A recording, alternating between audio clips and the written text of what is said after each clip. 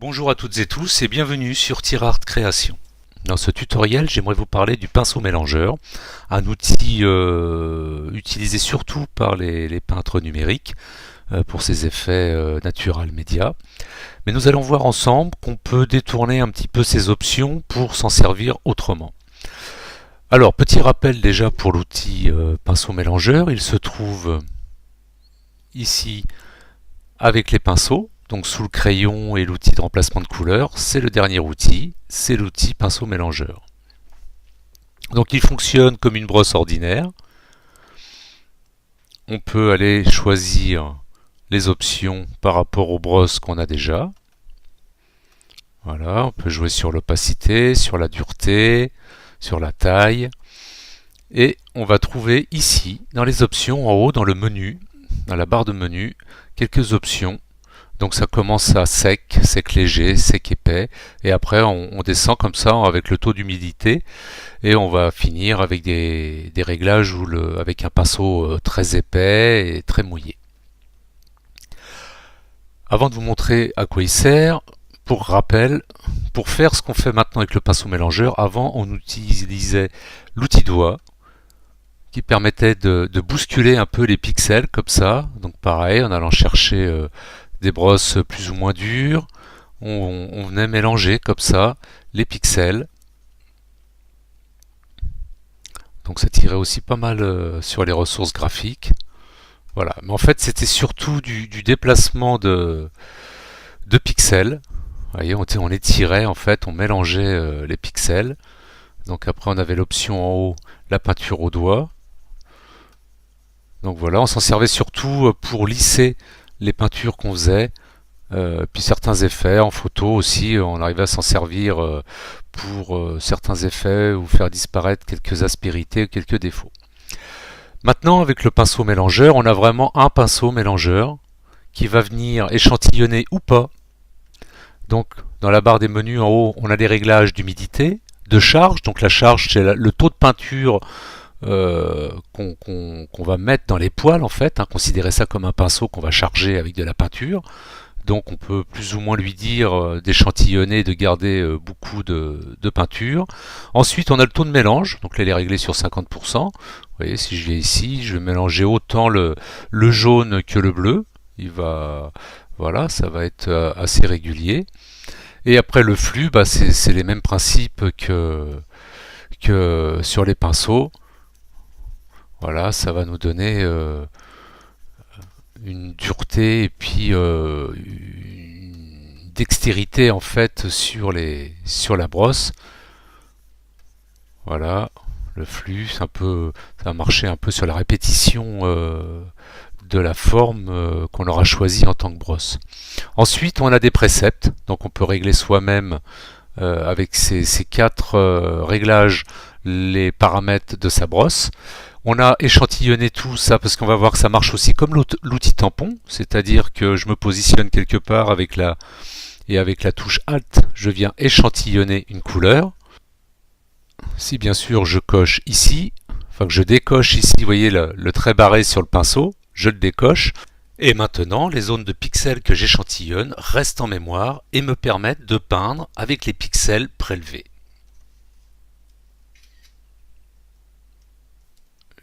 Chercher du vert, voilà, et puis on va pouvoir mélanger, comme ça on va pouvoir se faire une palette comme pour de vrai.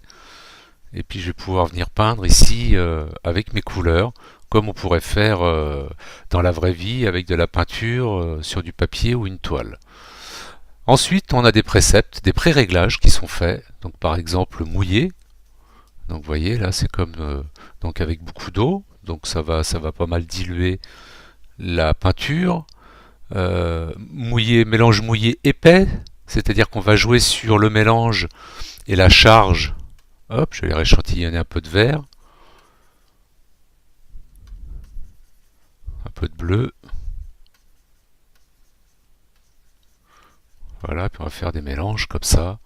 Donc voilà, ça c'est la raison première de l'outil pinceau mélangeur. Il porte bien son nom, il sert à mélanger et à mixer les pixels de couleur à l'écran pour essayer d'avoir un rendu le plus naturel possible. Moi, ce que je vais vous montrer, c'est un mélange des caractéristiques de ce pinceau et de ce qu'on pourrait faire aussi avec l'outil tampon. Donc par exemple, alors dans le cas présent, vous voyez, j'ai mis un fond blanc, j'ai des images sur pixel transparent, j'ai mis un fond blanc pour mieux voir ce que je fais. Là, je me positionne sur un calque où j'ai fait un petit montage de feuilles avec des ombres. Par contre, ce que je vais lui dire en haut dans la barre des menus, c'est de ne pas échantillonner tout. Je décoche, ça je vais lui dire d'échantillonner que le calque sur lequel je suis positionné. Comme ce calque est sur une transparence, je vais aussi échantillonner la transparence. Donc le but de la manœuvre, ça va être de grossir votre brosse pour qu'elle vienne recouvrir votre motif. Donc on voit bien ici quand je lâche le raccourci clavier qui me permet de jouer sur la taille, de pouvoir venir encercler ma forme. J'appuie sur la touche Alt et j'échantillonne. On peut s'apercevoir ici en haut dans la barre de menu que mon motif, on va le considérer comme un motif, est échantillonné et on voit bien le damier derrière, donc on a bien compris que j'avais échantillonné aussi la transparence. Donc je vais me mettre sur un autre calque, vierge. Donc là, je peins avec mon motif.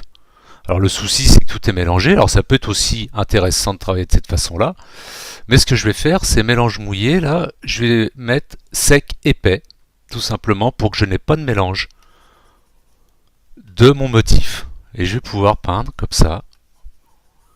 Voilà. Et comme une brosse ordinaire, avec les réglages de brosse, je vais pouvoir jouer dans un premier temps sur le pas, sur la taille bien sûr, ce qui va me permettre de pouvoir répartir mes motifs sans que ça fasse trop un serpentin.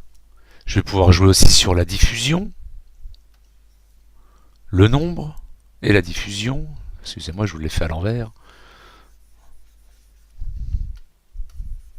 Voilà, de cette façon-là, je vais pouvoir comme ça peindre mes motifs à mon envie, en jouant sur la taille. Donc je pense que là vous avez compris le principe. Je vais effacer ça, je vais ranger ma palette.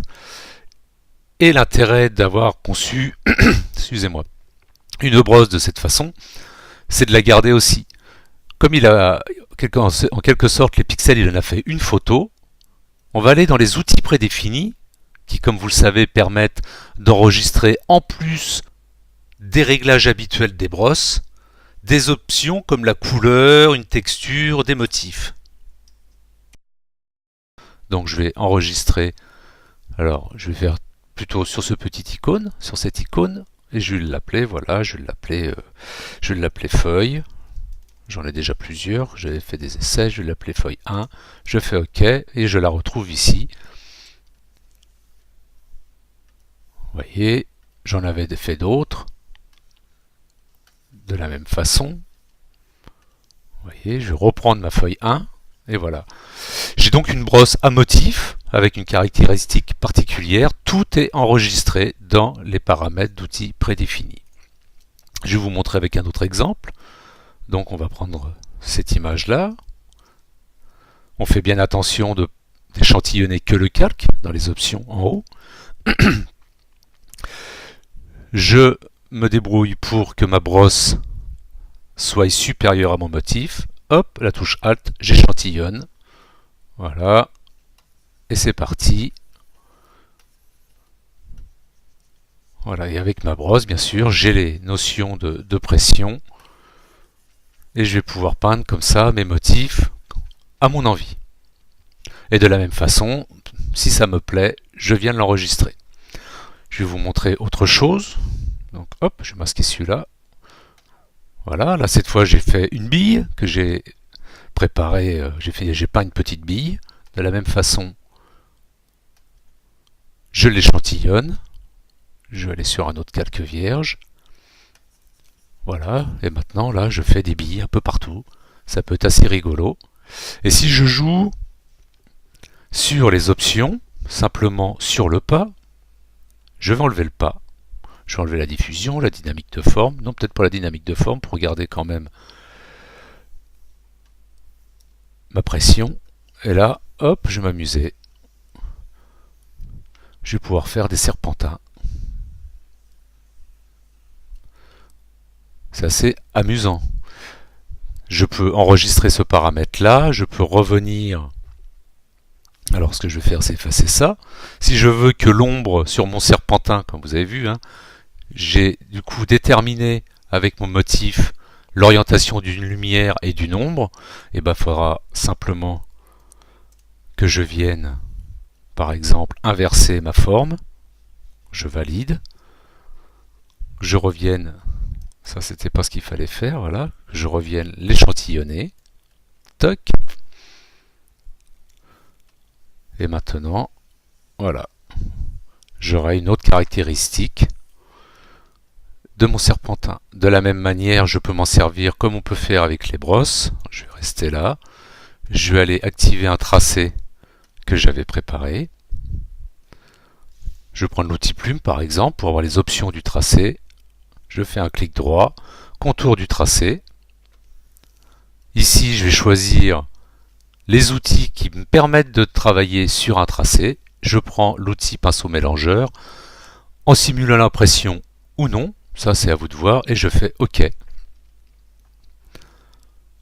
Donc, un petit calcul.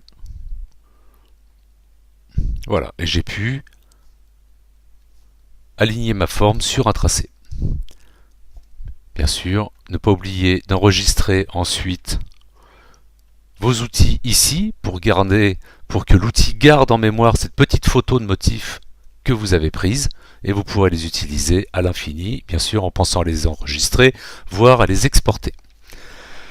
Voilà pour les petites astuces à utiliser avec l'outil pinceau mélangeur. J'espère que ça vous servira dans vos créas. Et là-dessus, je vous dis au revoir et à bientôt. Bye!